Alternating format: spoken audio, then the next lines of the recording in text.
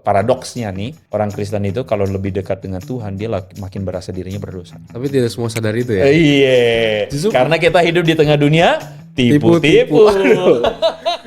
Sosial media tuh kayak pisau, dia tuh pisau bermata dua, dia tajam banget, dia bisa kita pakai untuk hal yang positif, tapi dia punya resiko negatif. Zaman sekarang mata uang paling penting, paling utama itu bukannya yang lain, tapi engagement. Cakep. Lu punya engagement, lu punya semua. Setuju sih. Mau menipu satu Indonesia juga akan dilakukan. Bahkan mau menipu diri sendiri juga akan dilakukan. Dan terparahnya mau menipu Tuhan juga, saya juga ada kenal tuh. Menipu Tuhan. Wah, ini menarik ini. Kata si Topi Ducati, Alkitab yang nulis bukan orang yang kenal Yesus katanya. Kristen nggak perlu untuk bilang Kristen tuh agama di sisi Allah, nggak butuh. Karena memang Tuhan nggak butuh untuk kemudian menciptakan agama Kristen. Dan memang Tuhan tidak menciptakan agama Kristen. Tuhan tidak menciptakan agama Kristen. Yang sayangnya gue berbilang orang Kristen kemakan dengan cara berpikirnya mereka. Apa itu disebut tipu-tipu juga gak sih? Waduh. Jepuk tombol. Tongpang kulit manggis. Ekstrak Kulit manggis. Kini ada ekstraknya.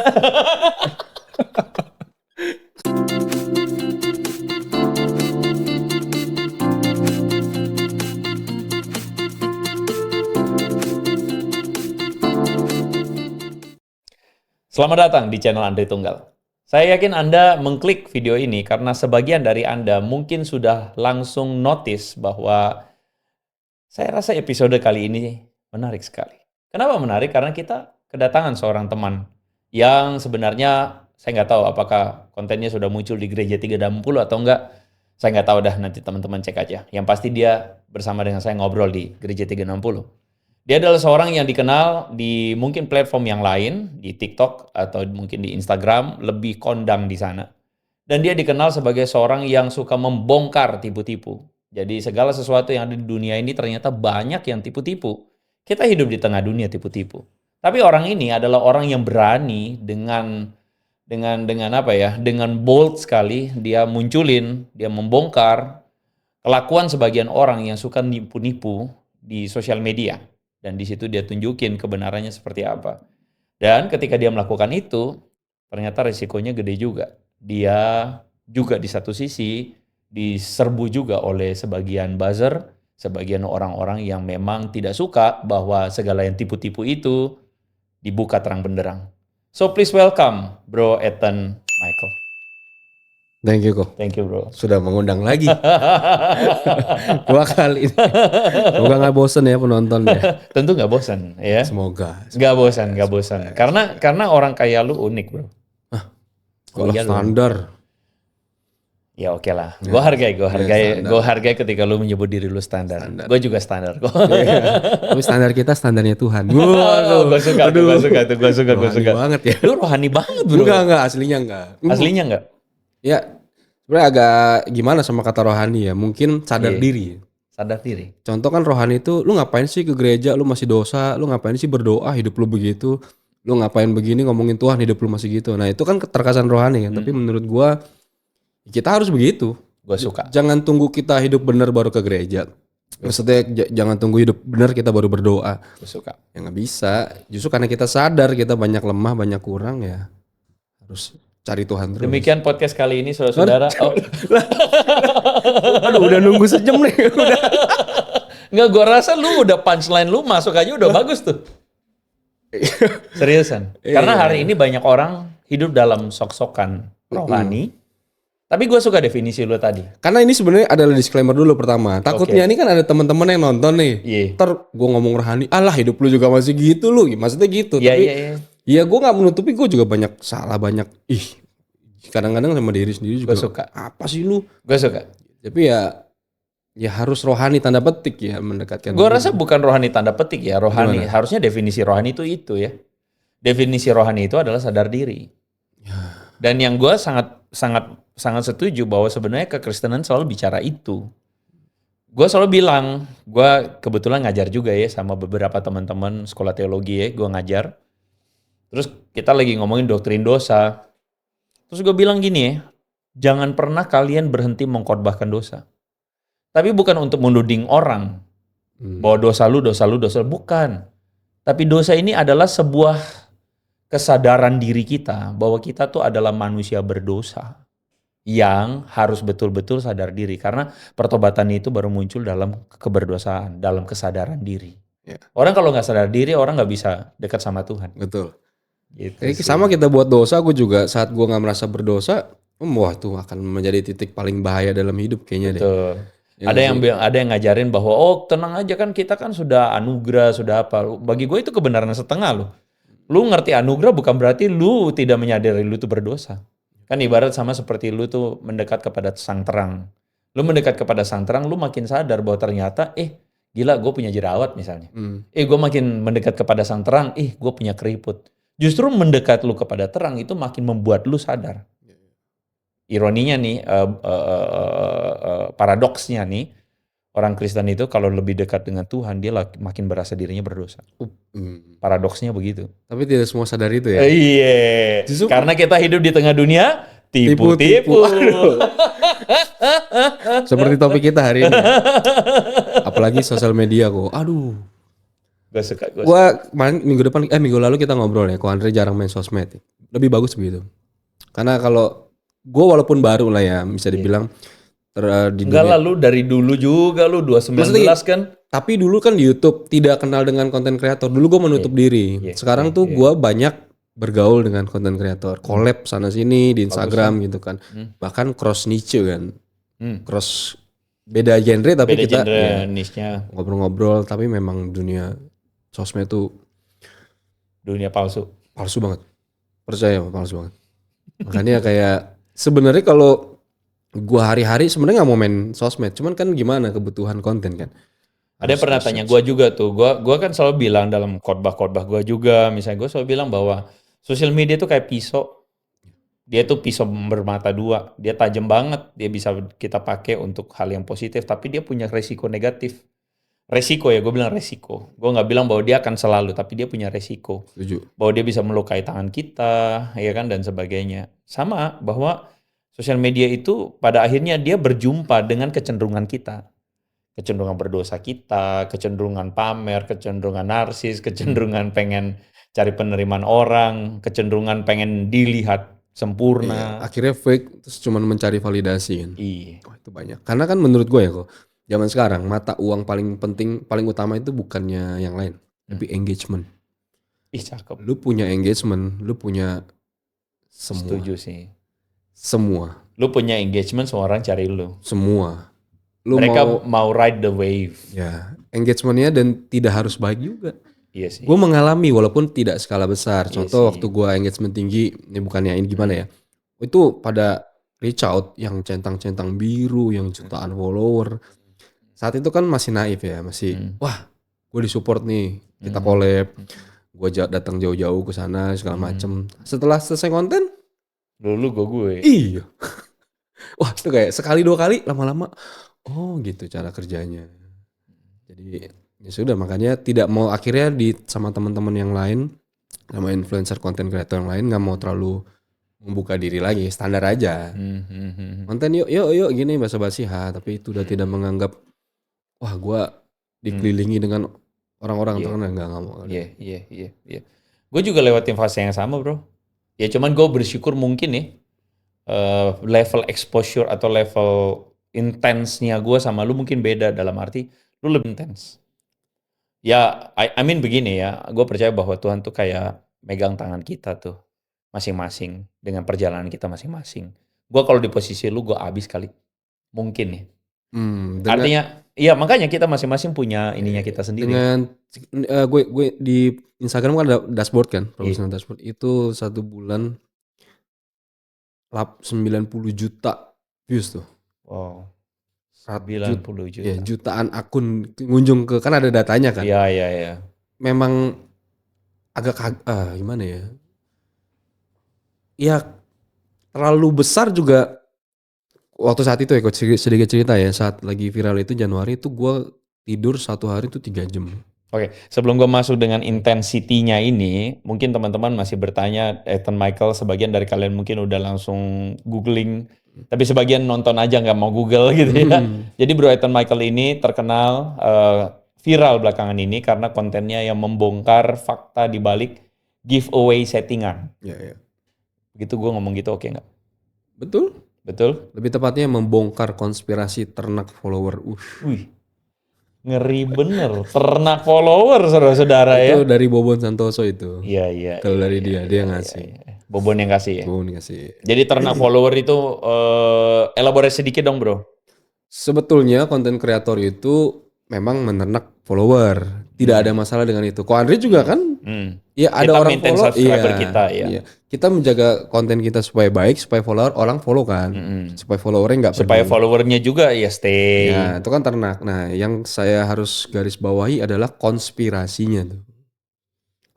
Konspirasi itu kan bisa baik bisa tidak. Kalau yang konspirasi ternak follower udah pasti tidak. Kenapa harus ada konspirasinya? Konspirasinya itu adalah fake, tipu-tipu itu.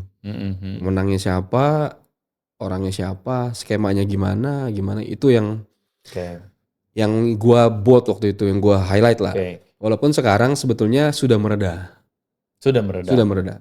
Sekarang kayaknya ya gua akan mencoba lebih ke membongkar personal branding content creator. Yang tipu-tipu juga, yang di depannya terlihat baik, gue tidak perlu sebut siapa. Kalau yang nonton pasti harusnya mungkin tahu sedikit lah. Karena mungkin udah ikutin lu udah tahu gitu kali atau mungkin lewat di FYP dia atau gimana. Karena si sosok ini juga sangat fake sekali. Gitu ya. Dia kan udah cerita ke Ko Andre dikit ya. Kita gak usah sebut lah ya. Iya. Jangan ya. Ntar fansnya nyasar ke sini. Jadi kemarin itu lu rame ketika dengan influencer si ini yang bikin giveaway, ternyata lu bongkar tuh, lu liatin kok penerima giveaway-nya di konten yang lain kok sama gitu ya. Iya, awalnya itu. Betul ya. Terus apalah begitulah ya, belum punya HP ternyata ada HP-nya gitu ya. Dan gue membongkarnya dengan diam sih. Kan di video itu gue diam aja, hanya diam. Lu cuman stitching aja kan video-video lama kan lu tunjukin. Iya, dan mereaction aja. Iya. Biar penonton yang menilai. Tapi memang kepalsuan itu ketika dia dibongkar, dia bikin orang belingsatan. Si siapanya? Pelakunya? Ya pelakunya nah. Jelas. Sangat tidak nyaman karena dunia tipu-tipu. Ya, memang begitu, kalau mereka mengakui akan salah, mereka diam akan salah. Ya, kalau mengakui, oh iya itu saya fake. Itu bumerang juga. Iya. Ya, tapi beberapa memilih cara hukum. Aduh. Nah itu kalau Anda dengarkan itu dengan tenang, ya Anda putar lagi, mundurin lagi 10 detik lagi, terus dengerin itu dalam sekali maknanya. Bro. Skip. Nggak apa-apa. Pada akhirnya ya, itulah dunia entertainment kan. Dunia entertainment itu adalah dunia di mana orang itu ready untuk memoles. Cuman kalau kita memoles diri kita untuk menjadi diri kita lebih baik dan organik, gue rasa itu oke. Tapi kalau memoles diri padahal tidak demikian dan terus-menerus tampil dengan branding seperti itu, masalah besar itu barang. Balik lagi ke awal, karena mata uang paling utama ya engagement. Istilahnya sekarang orang di dunia nyata kan uang, tahta, jabatan. Orang akan melakukan segala cara, bukan? Orang akan korupsi, orang akan manipulasi, orang akan sogok menyogok segala macam untuk mendapatkan itu. Orang dalam kah, cara kotor untuk dapatkan itu. Nah sama sosial media. Mau menipu satu Indonesia juga akan dilakukan. Bahkan mau menipu diri sendiri juga akan dilakukan. Dan terparahnya mau menipu Tuhan juga, saya juga ada kenal tuh. Menipu Tuhan. Wah, ini menarik ini. Percayalah, menipu Tuhan ya. Saya banyak kenal. Ya, oke. Saya takut orangnya nonton. Menipu Tuhan ini, biar gue perjelas aja, nggak usah keluar dari mulut lu ya. Menipu Tuhan itu adalah terkesan kelihatan seperti beragama. Pindah agama? Bisa. Beragama tapi kelakuan tidak juga bisa. Iya. Jadi pindah ke agama kelompok yang lebih suka kalau ada yang seagama kita nih gitu ya. Itu dengar dari mulutnya sendiri malah. Jadi Anda ketika teman-teman Anda mengikuti podcast saya atau konten-konten saya yang ada satu masa kan gue bongkar tuh mualaf-mualaf semua tuh. Gue langsung ngomong aja ya. Temen saya ada lagi. Sama si topi Ducati bukan? Betul. Sama Ator. Anak motor. Anak motor. Aduh. Ya ini highlight nih depan nih. Ya nggak apa-apa kan, kita nggak sebut orangnya kan. Tapi kita tahu pada akhirnya kan, maksudnya semua itu tuh adalah konten ya. Cuman lucu aja ada umat yang suka banget bahwa apa ya? Gue nggak mau lanjutin lah. Masalahnya saya terlalu sering nonton konten Ko Andri juga. Jadi pikiran kita Bro, gue mau tahu, maksudnya gue melihat bahwa lu punya karakter atau lu punya sebuah apa ya? Ya karakter yang tipu-tipu juga. Lah bener, bukan tipu-tipu lah, maksudnya tidak 100% saya tunjukkan. Tapi nggak tahu orang melihatnya itu, sorry saya potong ya, itu penipu atau bukan atau gimana terserah. Tapi saya itu gue itu melabel diri sebagai content creator, bukan influencer. Bahkan kalau ada orang, temen atau brand nyebut gue influencer, gue akan selalu ralat tuh. Karena menurut gue beban influencer terlalu berat. Kita pernah bahas ya minggu lalu ya. Tapi akhir-akhir ini gue ada menyelidiki juga. Konten kreator itu tidak terbeban untuk gaya hidupnya sendiri kan. Iya. Gue tidak harus dituntut tampil baik. Lu memberikan penekanan pemisahnya itu ada pada tanggung jawab moralnya. Betul. Nah, kenapa gue lebih seneng dibilang konten kreator? Karena gue tahu gue banyak salah, banyak dosa, banyak. Walaupun sudah selesai dengan masa lalu ya, gue tidak takut, tidak peduli orang someday haters gue buzzer mau nyerang. Mau nyari-nyari. Sebenarnya tidak masalah. Tapi yang gue mau hindari ke depannya, takut gue kecele, salah jalan atau jatuh secara nggak sengaja itu akan dijadikan senjata. Karena orang-orang taunya kan di konten gue membongkar orang lain, membela yang gitu-gitulah. Kayak nanti lu dibongkar juga. Gitu nanti kan? dibongkar juga. Tapi ya itu sudah gue persiapkan juga. Orang mau bongkar gue secara personal silakan. Tapi orang tidak bisa membongkar apa yang gue lakukan gini. Gue kan di konten itu terkesan pintar katanya ya kayak bang mencerdaskan orang gitu, tapi sebetulnya kan bukan. Itu cuman karena gue rajin aja, rajin ulik-ulik. Iya, kalau mereka semua tapi menurut gue rajin ulik-ulik itu berasal dari sebuah kesadaran bahwa ini tidak sesederhana apa yang lu lihat. Betul. Nah disitulah letak pintarnya. Tanda petik sih pintar ya. Jadi gue kayak menurut gue kepintaran itu muncul dari curiosity. Iya. Iya gak sih? Betul, dari rajin ya. Iya. Somehow kadang-kadang lu harus bisa berdamai dengan label-label yang orang kasih itu. Ya tadi gue bilang padahal aslinya gue juga ya gampang dibodohi juga. Sering dibodohi apalagi sama perempuan. Aduh. Hey, kenapa ini jadi curhat? Bukan curhat bang ya. Lupa. Ups, curhat bang. Kapan Anda undang saya? Aduh. Iya kalau dia denger. Kayaknya Daninya di telepon doang. Gelap. Gak apa-apa, dia gak tersinggung kok. Iya. Soalnya kan ini pasti saya posting link kita nanti akan di WhatsApp kan. Nah, saya temenan sama di WhatsApp. Masa saya kode Ensu nih? Nggak, just kidding. Maksudnya gini, kita memang mesti mengakui kita ada di tengah. Ini maaf ya, di tengah warga yang katanya IQ-nya nggak lebih dari 78. Iya.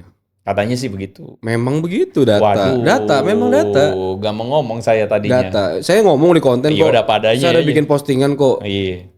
Ya memang begitu. Jadi banyak kenaifan, banyak kepolosan yang kalau gue reflect, gue juga dulu begitu juga kok.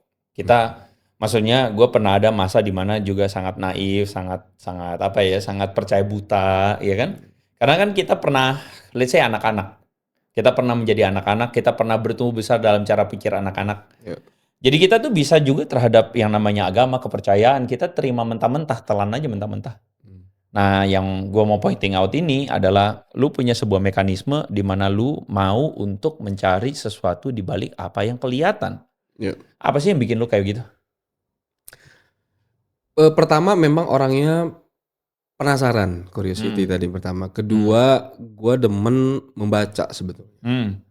Jadi saat gue melihat sesuatu, gue tidak telan mentah-mentah karena gue harus cek dulu kan sumbernya di mana. Ini berlaku apapun ya, bahkan di agama pun begitu.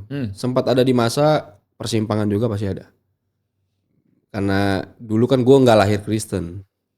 Jadi ceritanya lu bukan background Kristen? Bukan. tampangnya aja kayak sipit-sipit. Tampang apa ini? Menurut Anda apa agama lamanya dia? Aduh. Oke, kita nggak usah ini ya, kita nggak usah elaborasi. Tapi maksudnya kenapa kok bisa lu considering Kristen atau let's say katakanlah gua meyakini bahwa ada sebuah proses di mana lu mempertanyakan Kristen juga dong. Pasti. Bahkan mempelajari agama yang lain juga ada. Gitu ya? Iya. Dan sempat ada persimpangan ini kalau gue cari tahu banyak. Tapi ternyata gue tidak menemukan jawaban. Kayaknya pindah. Ada di fase itu juga. Gitu? Iya, itulah di fase kayaknya ya.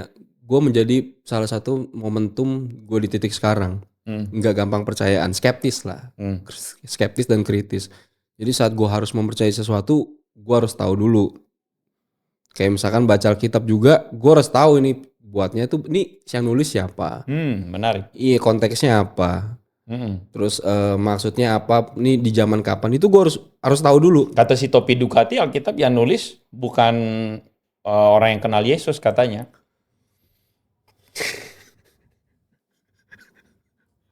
Kebetulan saya juga. Terus masa firman Tuhan diganti-ganti, diubah-ubah? Aduh, nggak punya jawaban. Nggak apa-apa bro. Lu ketemu itu nggak video-video gitu gak sih dari si Topi itu? Ketemu, juga suka nontonin. Cuman kadang-kadang nggak tahan nontonnya bukan karena takut iman goyang, bukan? Oh, iya. Karena? Kesel. Bener. Kadang misalkan lu lagi bahas nih. Iya. Bukan karena nggak mau nonton lu kan? Aduh, ikut kesel daripada kesel ntar dalam hati. Gitu gemes. Jadi dosa gue gitu. Iya, mendingan udah gak usah nonton lah. Tapi kadang-kadang kalau topiknya dan dia kan bahas itu tuh ulang-ulang terus kan. Yang dia bahas adalah dia selalu mendaur ulang semua akusasi, tuduhan-tuduhan dari kelompok liberal atau kelompok katakanlah begini ateis lah begitu, ya kelompok anti Kristen yang ada dari Barat. Ya dia selalu daur ulang aja terus, misalnya Yesus sejarah. Kritik teks Alkitab itu kok berubah-berubah, ada varian teksnya. Dia selalu ngomong bosen hal yang sama. Dia terus berhubungkan dengan Yesus mitos ya. Jadi pada tahun gue lupa tahun 1980-an ya, ada gerakan Yesus mitos. Jadi gerakan Yesus mitos itu bahwa Yesus itu sebenarnya tokoh mitos. Tokoh mitos yang seperti misalnya Homer, seperti Osiris dan sebagainya, mitos. Padahal sebenarnya kalau ikutin benar-benar diskursusnya orang-orang ateis hari ini, misalnya yang anti Kristen dan sebagainya, Yesus itu tokoh sejarah. Ya, cuman ya si bro ini dia ulang-ulang terus, jadi dia menggabungkan semuanya untuk tujuannya tuh memperkuat apa yang menjadi keinginan dia. Kesimpulannya adalah Kristen itu agama bikinan. Kristen bukan agama di sisi Allah. Gitu. Ya, padahal kan definisi Islam agama di sisi Allah itu adalah klaim eksklusifnya mereka. Yeah. Dan kita Kristen nggak perlu untuk bilang Kristen itu agama di sisi Allah, nggak butuh. Karena memang Tuhan nggak butuh untuk kemudian menciptakan agama Kristen. Dan memang Tuhan tidak menciptakan agama Kristen. Tuhan tidak menciptakan agama Kristen. Nah, perbedaan-perbedaan perspektif ini nih yang seringkali, yang sayangnya gue berbilang orang Kristen kemakan dengan cara berpikirnya mereka. Apa itu disebut tipu-tipu juga gak sih? Maksudnya? Waduh. Iya kan? Saya tidak mau ngomong itu ya. Biarlah teman-teman mengambil kesimpulan sendiri. Gitu.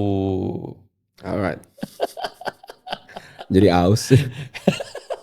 Oke, gue pengen tahu bro, pada perjalanan lu mungkin apa yang lu ingat ya ketika lu consider Christianity, pertanyaan-pertanyaan yang your own curiosity lah begitu, kira-kira tentang kekristenan apa yang lu dan please gini, lu nggak perlu juga pretending to be someone yang udah perfect. Gue yakin kita udah dari awal udah satu frekuensi soal itu.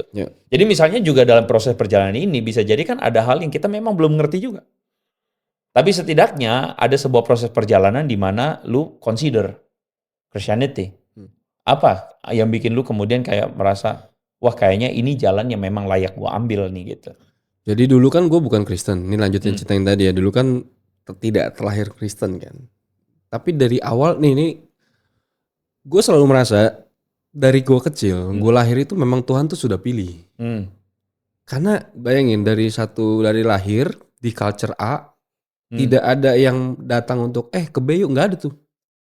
Tapi dari masa kecil di culture A ini, gue bisa melihat hal-hal yang janggal. Ini nggak pernah cerita kemana-mana sih. Terus setelah bertumbuh besar, saudara, dan tidak penting siapa Michael Anthony. terus dari situ mulai melihat kejanggalan, kok begini sih? Kok ajarannya begini? Oke, gue mau ulang lagi sedikit ya. Di agama A, X lah, agama X Kristus dong, jangan A. Ateis dong. Oh iya juga. Masa jangan deh A aja. Di agama A. Selama di agama A nggak ada orang yang datang sama lu, pindah aja ke agama B. Nggak ada. Nggak ada yang bilang ikut agama gue penyempurna gitu misalnya. Tidak ada. Nggak ada ya? Tidak ada. Nggak ada yang bilang agama gue agama yang paling. Nggak ada.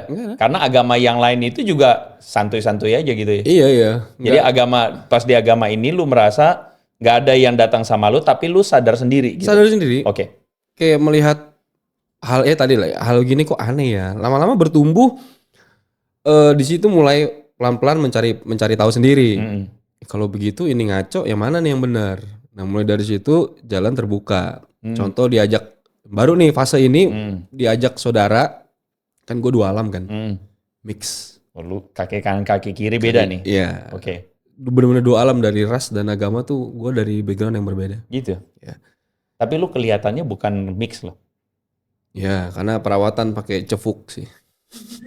Aduh, cefuk masih basi. Ya, jadi gua hampir mau bilang lu pergi ke klinik Tongfang. Ketahuan umur lu. Iya, cefuk Tongfang. Tongfang kulit manggis. Ekstrak kulit manggis. Kini ada ekstraknya. Gils, ini sih namanya apa, bercandaan apa, insider milenial. Iya. Karena milenial kan? Iya, gue milenial. Tapi gue milenial awal iya. Gue akhir. Lu tengah, bro. Oh, ya tengah-tengah. Tengah, bro. Lu jangan gitu dong. Maksudnya lu berasa gue tua banget lu. 80-an akhir maksudnya. Oke, sorry. Lanjut, gak apa-apa. Ya SMP. Ya lu nggak kelihatan mix, tapi lu ternyata mix gitu ya. Dan tidak banyak, ya mungkin teman-teman tahu, tapi kayaknya netizen tidak ada yang tahu. Karena memang ngapain ngasih tahu, orang juga kalian nanya. Dan nggak butuh. Iya, nggak butuh juga. Apa manfaatnya? Segala sesuatu. Bukannya kulit manggis banyak manfaatnya. Warga masih jualan nggak ya itu? Gue pengen cobain. Kayaknya udah nggak jualan sih. Kan? Lu bikin bisnis aja. Nanti gue affiliate ke lu lah. Kulit manggis. Nanti gue pasang produk lu. Terus gue klaim kalau minum itu jadi kaya. Masuk tuh. Boleh juga. Iya, kayak. Gue butuh pasang lu karena nggak ada iklannya ini semua nih. Coba lihat gimana cara gue jalanin pelayanan ini. Aduh. Wow. Oke, lanjut. Ya dari situ kayak SMP ikut retret. Dari retret tahu siapa Yesus. Nah di retret tidak dikristenisasi. Terus sekolah Kristen nggak? Enggak, saudara kan Kristen. Oh, retretnya pas lu SMP aja tuh. SMP, libur lebaran kan. Oh, oke. Libur lebaran. Biasanya retret di masa lebaran. Ya, lagi momentum dibayarin juga, masih kecil kan. Oh iya juga. Gue ingat tuh ke Batu Raden kok. Batu Raden di? Jawa mana? Batu Raden, Malang. Jauh amat. Batu, iya, retret. Lu di sini kan tadi ya? Tadinya di Jakarta, retretnya kan di sana, retret gerejanya. Jauh amat Malang. Iya, nah di situ juga cuman jalan-jalan lihat gitu, terus ya mereka bangun pagi-pagi ada kebaktian. Gue diem aja, tidak ada. Ethan mau terima Tuhan Yesus nggak? Nggak ada tuh, nggak ada. Nah pulang dari situ penasaran siapa itu Yesus. Dari situlah Tuhan bekerja pelan, ngasih mula-mula 2009 dibaptis. Ya, berapi-api. Api banget. Tuh bukan mau api lagi. Kalau perlu lu nginep gereja. Bukan, kalau mati saat itu gue mau ketemu Tuhan kan. Yes. Ternyata gini, apa yang gue pelajari sedikit saat itu terjadi banget. Contoh sebelum dibaptis kan selalu dibilang nanti kalau udah dibaptis isi hati dengan firman. Karena kalau enggak bisa jatuh 7 kali lebih jahat kan. Waduh, iya. Ya kan di Alkitab. Itu biasa umumnya begitu. Iya. Terus gue pikir iya nggak akan kok. Nah, tapi gue miss di situ akhirnya. Cuman ngekat teman-teman duniawi, gue main sama teman gereja, berdoa setiap hari sejam 2 jam, nangis-nangis, ujian penyembahan nangis-nangis. Itu doang yang gue lakukan, baca firman. Miss di situ tidak. Ya, singkat cerita akhirnya beneran jatuh 7 kali lebih jahat gue. Setidaknya lu merefleksikannya begitu. Iya, tapi di saat itu belum sadar, cuman masih terbawa dosa kan, lupa sama Tuhan. Tapi momen pas naik tobatnya lagi, langsung kayak, oh ya, ini Alkitab nih, apa yang ngomong Alkitab memang kayaknya benar nih terjadi. Nah akhirnya dari situ banyak logika-logika yang gue pakai saat baca ini untuk makna kehidupan sehari-harinya apa nih? Ya. Gue nangkepnya apa dan benar jadi kalau boleh, sorry gue potong ya. Jadi boleh kalau gue maknain sedikit, lu beranjak dari kekristenan yang cuman hanya sekadar pengalaman menjadi Kristen. Iya. Lu mulai beranjak menjadi kekristenan yang harusnya mulai berakar nih gitu. Iya. Harusnya lu mulai cari nih firman Tuhan ngomong apa sih dalam hidup gue. Itu. Apa yang menjadi terang firman Tuhan gitu ya dan sebagainya. Di fase itu begitu. Tapi itu terlalu jauh lah ya. Nah singkatnya gue mulai fase pertobatan lagi itu di 2023. 2023 nah masuk ke apologet tuh. Belajar apologet. Nonton Ko Andre. Terima kasih. Nonton yang lain-lain, mulai tertarik dengan apologet, terus benar-benar mulai mempelajari Alkitab. Bacanya tuh nggak cuman baca doang. Per pasal tuh gue harus tahu nih maknanya apa. Iya. Terus kalau misalkan gue baca ayat-ayat ini ya, gue sering bercandain. Kids zaman now kalau saat teduh dari Instagram ayatnya apa? Like, wih gila ini ayat gini banget, ngena banget. Siang udah lupa lagi tuh ayat apa. Iya, pasti begitu. Jadi ayat yang memang keluar itu ya, sorry tuh saya ya, bukannya nggak boleh, Instagram bukannya nggak boleh, atau teman-teman yang pelayanan itu bukannya nggak boleh, tapi jangan sampai kekristenan kita cuma di situ. Akhirnya apa? Ayat-ayat yang keluar di Instagram, mana ada ayat-ayat yang rebuking? Maksudnya yang negur kita kalau kita berdosa. Ayatnya paling apa ya? Selalu baik-baik doang, yang manis-manis doang, yang ya itu yang Alkitab katakan pada akhir zaman orang-orang cuma mau denger apa yang menyenangkan telinga mereka. Kekuatan semu jadinya. Iya. Kita merasa lagi ada masalah, baca lihat sekelibet, wih Tuhan bicara. Lah, tahu nggak ayat itu konteksnya apa? Betul. Itu yang terjadi di gereja menurut gua. Kadang-kadang lihat orang khotbah ya, difotoin tuh di depan kan. Iya. Gue setiap kali ibadah ya. Emang lu gak punya Alkitab di rumah gitu? Emang di handphone lu gak bisa, ngapain harus difoto sih? Terus difoto lu mau ngapain? Mau lihat lu hafalin gitu? Gue selalu gitu. Ya, siapa tahu pulang dia renungkan lagi. Tadi pendeta ngomongin apa ya? Siapa tahu bro. Bisa, cuma catat aja gitu. Oh ya ayat ini. Terus di rumah lu bedah lagi ya. Udah anyway itu belok lah. Gimana tadi ya? Ya sampai pada masa dimana lu udah mulai. Iya belajar Alkitab. Jujur ya kok jujur. Gue biar gue tidak terlihat terlalu gimana ya. Dari 2023 gue sampai sekarang belum tamat nih. Belum tamat baca Alkitab. Masih di Galatia, udah terakhir tuh. Karena selain congratulations, selamat dulu dong. Belum tamat. Menuju sampai Galatia tuh perjuangan luar biasa tuh. Iya. Umumnya ya, karena gue juga kan pernah ngalamin tuh waktu baca, lu sampai di Keluaran pasal 20. Sesudah 20 itu sudah mulai mode imamat tuh. Keluaran 20 ya ke 10 hukum Taurat. Sudah mulai mode-mode imamat nih. Hour-hournya udah berasa. Imamat putus langsung semua. Nah gue karena juga ada malesnya, ada jedanya ada juga. Tapi lebih ke gue mendingan satu hari baca 1 pasal 2 pasal. Iya. Tapi gue mengerti. Malah kadang-kadang mungkin lebih baik selama 1 minggu itu lu renungkan ayat yang sama. Gini kok, gue mau nanya, definisi renungkan menurut Ko Andre itu gimana ya? Karena kalau gue pribadi renungkan itu gue inget di jalan apa gue mikir tadi, bukannya gue hafalin, tapi kayak tadi itu gini, oh ya lebih begitu sih. Emang benar ya? Kita di Kristen tuh kita kan familiar dengan menghafal ayat, ya itu biasa metode yang dilakukan di anak sekolah minggu. Yang mungkin sebagian hari ini orang-orang dewasa masih pakai juga metodenya. Ya gue nggak against about it, tapi gue yakin bahwa tujuan akhir dari hafal ayat adalah bukan hafal ayat. Tujuan akhir dari hafal ayat adalah mengingat ayat itu. Mengingat apa maknanya. Nah itu kan tujuan akhirnya itu. Bukan kata-katanya. Betul. Sehingga gue meyakini, gue pun punya model yang sama bro. Gue tidak hafal itu ayat kata per kata bagaimana. Itu perbedaan Kristen dengan agama lain juga anyway. Kalau agama lain mereka mau hafal kitabnya ya itu urusan mereka. Tapi jangan jadikan hafalan kitab sebagai lebih unggul daripada yang tidak hafal. Itu poin penting. Ya kan? Bahwa kita itu bukan menghafal kitabnya, tapi kita mengingat apa poinnya, apa pengajarannya. Jadi kalau someday kita dengar ayat itu keluar, entah di khotbah, entah teman lagi bahas, gue tahu ayat itu untuk apa. Iya. Bahkan even ketika dalam situasi tertentu hidup lu lagi misalnya kena sesuatu atau lu ada dalam keadaan tertentu, ayat itu bisa menjadi sesuatu yang pop up di kepala lu. Iya. Iya. Bisa jadi sesuatu yang menguatkan lu di saat lemah, menegur lu di saat lu lagi keliru, right? Walaupun mesti harus di-trigger ya kok ya? Iya, artinya pikiran kita kan dikuasai oleh firman itu sendiri tuh. Makanya kita isi firman. Kalau kita jarang isi firman, keluarnya apa? Keluarnya drakor, deracin, game, celaka lagi, film porno yang keluar mati lah kita. Ya kan gitu kan? Nah jadi maksudnya ya makanya kita mesti isi kepala kita dengan itu. Yang tadi gue bilang, 1 minggu renungkan 1 ayat, itu sangat possible. Karena apa? Karena menurut gue meyakini ketika ayat itu kita renungkan makin dalam, dia akan membawa kita pada dimensi-dimensi yang lain. Dimensi lain tuh jangan anggap lu masuk dimensi roh ya, lu udah bukan ya. Tapi maksudnya dimensi itu ayat ini ternyata inline ya dengan bagian ini ya. Inline ya dengan bagian ini ya. Contoh ya, gue kasih contoh misalnya kejatuhan Adam dan Hawa dalam dosa dan mereka keluar dari Taman Eden. Tahu nggak? Sebenarnya itu berhubungan dengan Lukas pasal 15 tentang anak yang hilang. Itu berhubungan banget. Gimana tuh? Benang merah banget tuh bro.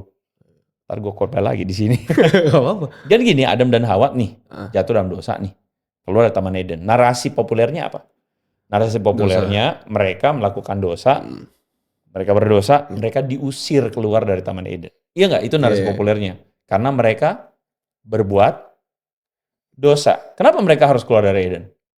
Karena nggak suci. Itu kan narasi populernya begitu. Pertanyaan gua, apakah hadirat Tuhan itu ditentukan dari lu punya dosa atau nggak bikin dosa? Iblis bisa datang di hadapan Tuhan? Bisa. Iblis, kita nggak usah bilang lagi ya, iblis berdosa nggak berdosa ya. Tapi kenapa bisa datang? Jadi menurut gua nggak tepat kalau narasinya itu adalah Adam dan Hawa berbuat dosa, ada perbuatan dosanya itu yang bikin mereka keluar Taman Eden. Salah. Tidak tepat bro. Adam dan Hawa keluar dari Taman Eden karena mereka memilih untuk keluar dari Taman Eden. Ya. Meskipun ayatnya Tuhan kan bilang bahwa mereka ini sudah tahu menjadi seperti kita, ya, tahu yang baik dan jahat, dan mereka nggak boleh lagi ada di sini, and so on. Sebenarnya cerita itu harus lu pahami bahwa Adam dan Hawa itu masalah dosanya mereka apa sih? Ketidaktaatan kan, karena dosa kan, karena melanggar perintah kan. Kita seringkali berpikir masalah mereka itu karena mereka makan buah. Sebenarnya masalah mereka bukan karena makan buah. Makan buah itu adalah sikap berdosanya mereka yang dibuahi.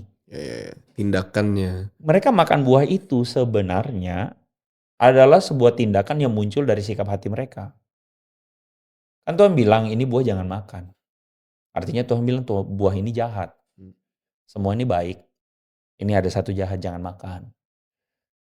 Tuhan bilang waktu kamu makan kamu mati. True ya? Iblis bilang begini, kamu sekali-sekali gak akan mati. Karena pada kenyataannya memang Alkitab tidak bermaksud untuk mengatakan mereka mati kayak keracunan MBG gitu, bukan. Mesti diganti tuh kepala BGN tuh. No comment gue ya. Pak Dadang. No comment gue ya. Jadi mereka mati itu dalam arti apa? Iblis bilang begini, pada waktu kamu makannya, kamu menjadi seperti Allah. Kamu tahu mana yang baik, mana yang jahat. Dan perhatikan narasinya. Maka Hawa, manusia itu melihat bahwa buah itu tuh tempting. Kenapa? Karena membuat mereka menjadi seperti Allah. Gini, gue kasih maknanya. Apa maksudnya menjadi Allah?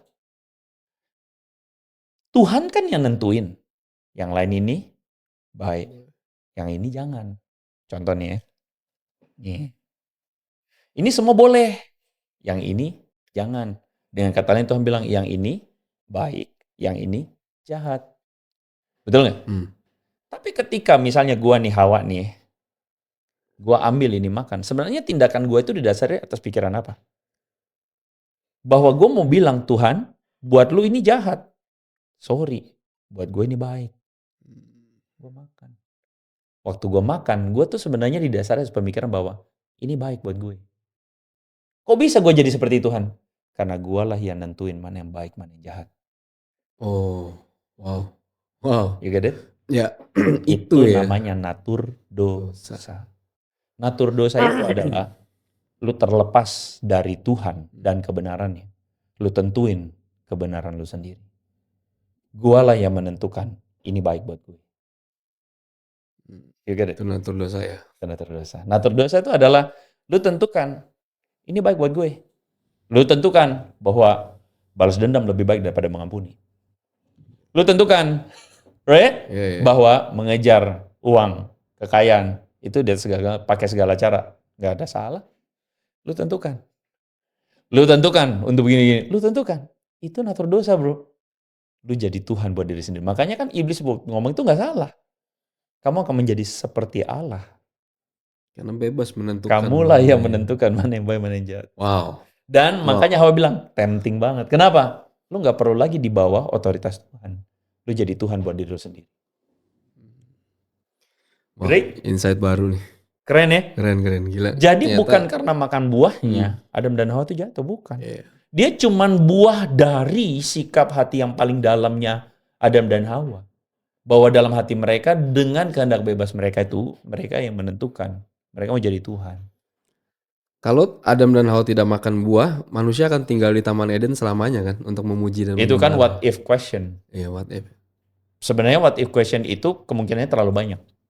Secara struktur logika, kita nggak bisa bilang dia akan kemudian single cause aja. Kalau Andre gimana? Single cause, single akibat.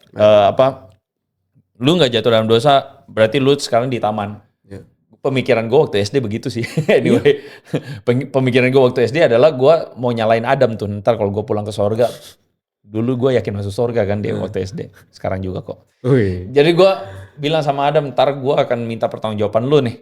Kenapa? Gara-gara lu gue sengsara nih. Gue mesti sekolah. Sekolah itu penderitaan, bro. Sekolah, ujian, belajar itu penderitaan. Kan lebih enak main-main. Gara-gara lu nih, gue menderita. Kalau dulu lu gak jatuh dalam dosa, gue sampai sekarang di Taman Eden. Masih makan buah sembarangan aja gue. Gak usah sekolah, gak usah cari duit. Ingat. Kalau Andre lebih melihat kemana kalau misalkan mereka tidak makan buah itu? Apa yang kemungkinan? Gue gak memikirkannya secara dalam. Karena ya nanti itu topik lain lagi untuk bahas itu. Tapi tadi pertanyaannya belum selesai. Kok bisa hubungannya sama Lukas 15? Ya, gimana tuh? Lukas pasal 15 itu kan tentang perumpamaan anak yang hilang. Dan lu lihat apa yang terjadi dengan anak yang hilang itu. Dia bilang apa? Dia minta warisan dari bapaknya kan? Minta warisan.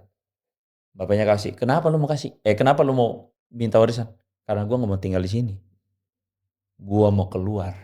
Gue mau cari kebahagiaan gue sendiri. Ya mirip ya. Gue menentukan mana yang benar, mana yang salah buat diri gue sendiri. Gue keluar. Adam dan Hawa keluar dari Eden sebenarnya itu adalah sebab akibat. Sebab akibatnya apa? Adam dan Hawa mau jadi Tuhan buat diri mereka sendiri. Ibarat misalnya lu punya asisten lah. Asisten lu. Kalau asisten lu itu berarti lu adalah masternya. Dia adalah asisten lu. You get it? Lu bilang, bro, lu bantuin gua. Bantuin apa? Buat bikin skrip. Dia bilang sama lu, gua nggak mood bikin skrip, lu bikin sendiri aja. Lu bilang sama asisten lu bantuin gua untuk take shoot. Dia bilang, lu punya tangan kan, pakai aja. Jadi keinginan lu tidak menjadi standar kebenaran dia. Dia punya keinginan dia sendiri, which is itulah standarnya dia sendiri. Menurut lu, orang ini sebenarnya layak tidak untuk tetap jadi asisten lu? Enggak dong. Iya. Dia mau jadi Tuhan buat dirinya sendiri, right? Berontak. Jadi dia layak nggak untuk tetap bersama lo? Tidak. Tidak. Adam dan Hawa layak tidak untuk tetap ada di Taman Eden? Tidak. Karena mereka mau jadi Tuhan buat diri mereka sendiri. Mereka pergi keluar. Itulah Lukas pasal 15. Kata kuncinya sama ya. Mereka pergi keluar. Iya. Mereka pergi keluar dan mereka mengembara, mencari makna dan kebahagiaan. Kalau bahasa anak Genset. Jadi yang kata diusir itu? Ya, maksudnya sekarang kita kan lagi ngomong tentang cara bercerita orang Yahudi. Yang sebenarnya maknanya itu sama. Right? Maknanya itu sama. Maknanya itu sebenarnya adalah ada orang yang pergi ada anak, sang anak ini yang kemudian tidak mau bersama bapaknya. Dia pergi keluar. Dia mencari kebenarannya sendiri. Dia mencari apa yang dia anggap benar. Dia cari apa yang dia anggap kebahagiaan. Dia mengembara pergi ke sana-sana. Tapi dia compang-camping. Dan lu lihat narasinya Adam dan Hawa dari Kejadian pasal 3, kejatuhan sampai Kejadian pasal 11, Menara Babel, itu cerita tentang itu semua. Pencarian makna, pencarian kebahagiaan, pencarian arti. Marilah kita buat Menara Babel. Marilah kita cari nama. Lihat gak? Padahal bersama Tuhan, kamu menemukan nama kamu.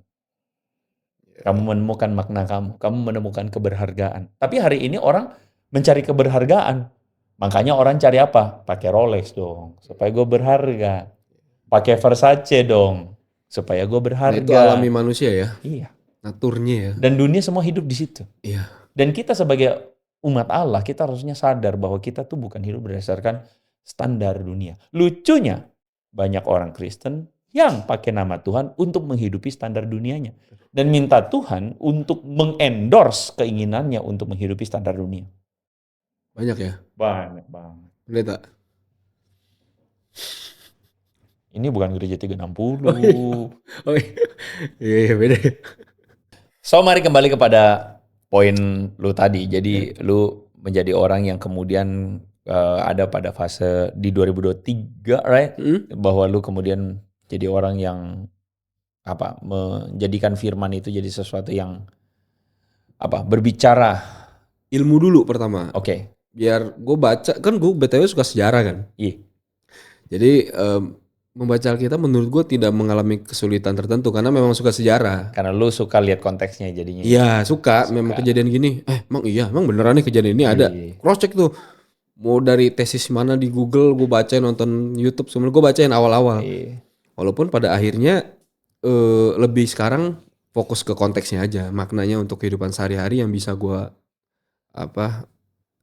relate sama kehidupan sehari-hari apa ya, gue lebih ke sana.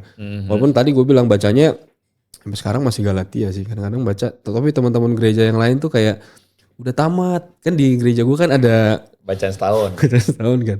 Berapa kali kan gue disuruh ikut baca. Gue selalu bilang gue lebih suka baca Alkitab langsung daripada baca-baca gitu. Renungan ya dibaca. Iya man. Orang Kristen banget. Sebenarnya kenapa gue nonton lu? Sebenarnya satu, kita banyak keresahan yang sama kok. Yang selama ini gue pendam, diem, ternyata loh ada yang mirip-mirip nih keresahannya. Jadi pengen ngobrol juga karena awalnya kan memang karena gue ada keresahan kan. Jadi sebetulnya memang banyak keresahan kayak kalau di dunia Kristen gue agak takut sih kalau mau ngomong tentang keresahan. Takutnya kan merasa paling benar kan. Kan kalau Andre juga pasti kayaknya ada gak sih kayak orang bilang atau dari pihak-pihak yang merasa tidak senang, merasa kayak bilang kita emang lu lebih baik, emang lu lebih gini, ya kan? Ya gak sih? Saat kita menyampaikan keresahan kan kayak begitu. Ada aja. Pasti ada kan. Makanya keresahan kayak yang tadi gue sebutkan, banyak orang Kristen yang begitu ya. Sekali lagi gue selalu, ini gue benar-benar tegaskan di sini, gue tidak lebih baik dari siapapun secara iman. Masih Koko kalau tahu apa yang sudah gue lakukan kayaknya kayak nggak pantas nih ada di podcast gue kayaknya nih ngomong tentang gitu Tuhan. Juga. Memang begitu. Tapi karena gue pengen apa yang gue lakukan dengan konten gue ini bisa untuk ke orang-orang tuh setidaknya menunjukkan, gue tidak perlu menunjukkan gue di endorse sekian gini dapat berapa duit atau berapa duit, gue tidak perlu gue sebut gue di follow IG gue tuh sama siapa. Atau siapa nih yang following mutual gue tuh serem-serem, tapi gue tidak pernah mau meng-highlight itu. Gue cuman pengen konten yang gue buat tuh ini loh maksudnya. Nah itu kan tugas, gue merasa ya, itu adalah tugas negara secara Tuhan ya. Jadi itu kayak misi personal lu lah. Gue harus berguna bagi orang lain. Mau gue hidupnya, let's say gue masih berdosa banget nih, gue nggak peduli, gue akan tetap berguna. Berguna kan dalam artian ya kayak Kuandre lah, kontennya kan bermanfaat banget bagi orang. Orang-orang yang abu-abu tuh nonton konten pasti iya dong. Iya benar kan? Iya. Orang yang masih di jembatan mau ke kiri mau ke kanan nonton konten Puji Kuandre Tuhan, kan. kalau bisa. Gue rasa kalau di data banyak yang murtad gara-gara pernah didata nggak itu? Hah? Pernah didata nggak? Data sih enggak. Tapi udah ada yang duduk sini. Oh ya? Nanti akan muncul kontennya. Nanti akan muncul kontennya, tapi ya kita lagi timbang-timbang supaya tepat sesuai dengan kondisi. Gitu sih. Luar biasa. Tapi anyway ya puji Tuhan. Puji Tuhan. Gue cuman pengen tahu lagi. Anyway gue bersyukur banget ya gue bisa kenal lu. Dan gue cuman mau komentar satu soal masalah yang tadi lu ngomong. Kita nggak akan pernah jadi sempurna. Yang sempurna itu justru kan Alkitab mengatakan justru dalam kelemahanmu lah kuasaku sempurna. Artinya apa? Justru makin kita menunjukkan anugerah Tuhan, kemurahannya, pengampunannya. Menurut gue itu yang poin pentingnya. Even though gue masih punya banyak kelemahan. Tapi kalau gue cukup humble untuk itu, ya itu akan sustain kita. Bahkan gue tuh ngomong di sini sebenarnya ada perasaan nggak layak sebenarnya. Dari minggu lalu sampai minggu ini tuh siapa gue ngomong tentang Tuhan, kayak bilang gue bermanfaat bagi banyak orang segala macam, tapi kalau selalu merefleksikan diri ya nggak pantas lah. Benar-benar aduh, bahkan kadang-kadang kalau lagi jatuh aja mau berdoa tuh kayak satu hal ya, kalau menurut gue ya gue rasa tadi gue mau coba elaborasi, tapi gue harus sampaikan ini dalam arti Tuhan itu memanggil kita. Kalau gue boleh refleksikan sekarang, lu sebagai content creator lah, gue nggak mau ambil lebih jauh ke influencer lah. Lu sebagai content creator, Tuhan panggil lu. Waktu dia panggil lu, maka lu punya pilihan. Lu punya pilihan untuk, ya I guess kita semua say yes to. Karena itulah yang kita lagi hidupi hari ini. Jadi content creator.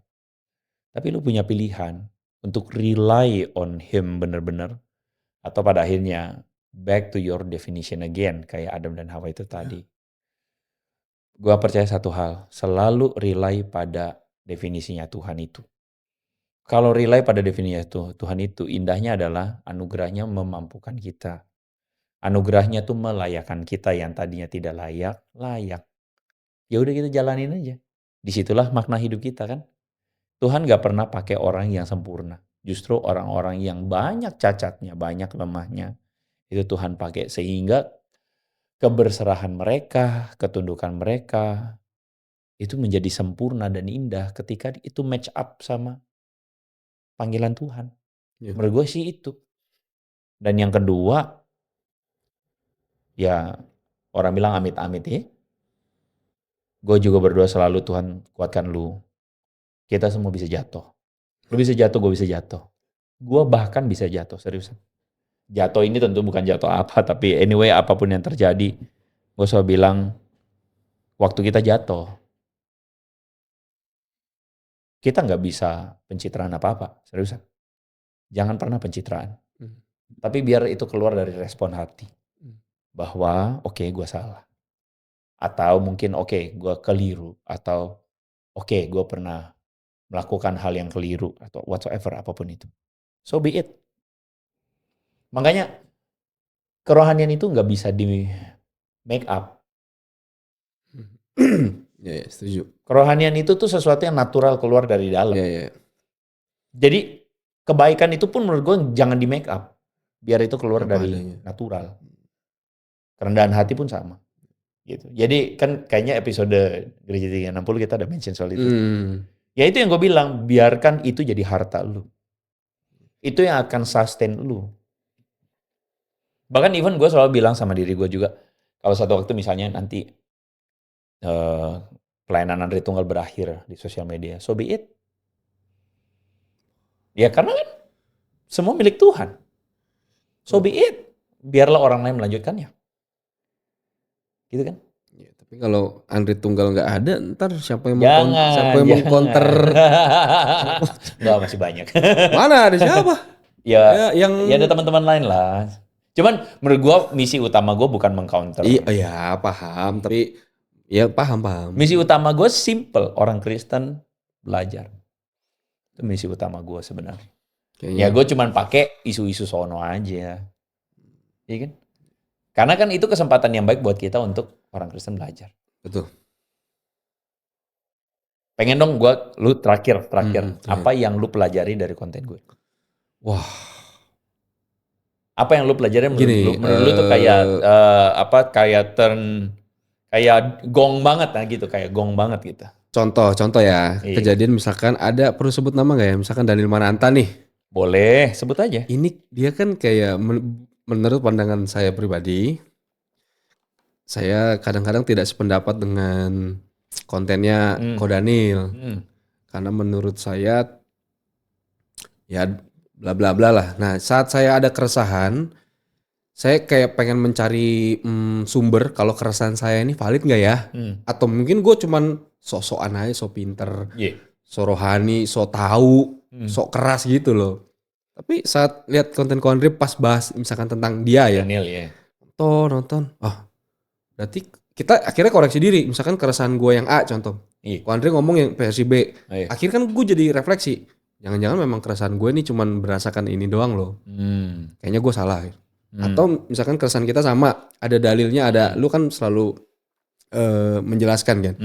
Oh iya, berarti keresahan gue benar, berarti memang oh iya gue sadar di situ kayaknya tidak begitu baik. Kayak begitu contohnya. Jadi bukannya kayak gue tidak tahu menjadi tahu nonton dulu. Sebenarnya bukan itu, walaupun ada beberapa konteks yang memang dari tidak tahu jadi tahu, ya nambahin pola gitu. Tapi lebih ke selalu gue bilang di awal, keresahan kita, gue ada keresahan, Ko Andre ada keresahan. Oh iya ini yang perlu gue harus ingat, atau yang ini enggak dibuang, nih guanya memang baper atau gimana itu. Ya mungkin bagi netizen beda-beda ya. Ada yang bisa menguatkan iman, bisa ada yang begini, beda-beda. Tapi bagi gue sangat penting mencari sumber saat ini ya. Nah kebetulan gue orangnya suka nyari sumber kan. Cari sumber yang mungkin gue nggak bisa bilang Ko Andre valid atau gimana, tapi yang jelas.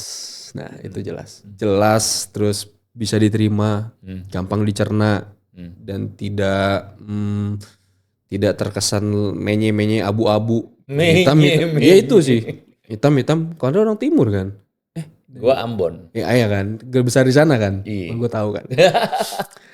Sampai ya butuh yang tegas. Kalau gue butuh yang tegas, gue tidak bisa orang yang cuman memberitakan atau memberitahu secara baik. Gue nggak bisa. Bahkan kalau di gereja gue lebih suka khotbah-khotbah yang keras, yang dihajar, daripada cuman khotbah Tuhan Yesus baik. Ya udah tahu Tuhan Yesus baik. Tuhan Yesus mati bagi kita. Ya sudah tahu, terus kenapa tuh? Ya kan? Orang suka bilang gini, kok ada satu teman bilang, kok lu tuh sebenarnya soft spoken. Gue tuh bukan keras, tapi nyelekit. Lu kalau ngomong sesuatu, misalnya lu ngomong tentang, misalnya gue suka ngomong keberdosaan ya, kita tuh memanipulasi Tuhan. Gue ngomongnya soft spoken, tapi kalau dipikirkan dalam itu. Ya, Tuhan dalam arti iya ya, gila ya, kita tuh seberdosa gitu loh. Sampai-sampai kita tuh memanipulasi Tuhan dengan kerohanian kita dan sebagainya. Ya itu teman itu bilang, lu nyelekit kalau ngomong. Iya. Ya gue berdoa semoga nyelekitnya gue dipakai untuk hal yang benar. Nyelekit bagi yang terganggu. Sama kayak gue konten nyenggol, terusik. Bagi yang maco dong. Bagi yang tercerahkan itu tidak nyenggol, itu membelai. Sama nyelekitnya lu bagi orang-orang yang butuh, itu adalah asupan nutrisi. Asik. Paling analoginya begitu. Asik. Masuk ya? Masuk. Bro Ethan, semangat terus ya. Yang pasti. Tapi izinkan saya mau menyampaikan terakhir nggak? Boleh. Terakhir. Boleh. Tapi tentunya kita nggak ketemu terakhir ya. Tapi izinkan, dari tadi pas denger cerita saya cuman mau mengambil garis besarnya. Kenapa saya ada di sini? Mungkin teman-teman ada. Konten kreatornya keluar nih. Gue suka nih ya. Ya mungkin teman-teman kayak. Kan teman-teman ada yang sebelumnya gini, ada di IG ada kenalin kan. Kemarin saya posting minggu lalu podcast di sini. Oh iya. Gua kagak buka IG. Iya, saya ada. Oh, saya nggak ngetek. Iya, cuman spill aja di sini dari belakang. Ini video yang dikirim di sini. Ada beberapa yang kenalin. Oke. Teman, follower. Wih, kok Andre gitu kan. Kalau temen nanya kan, kok bisa diundang?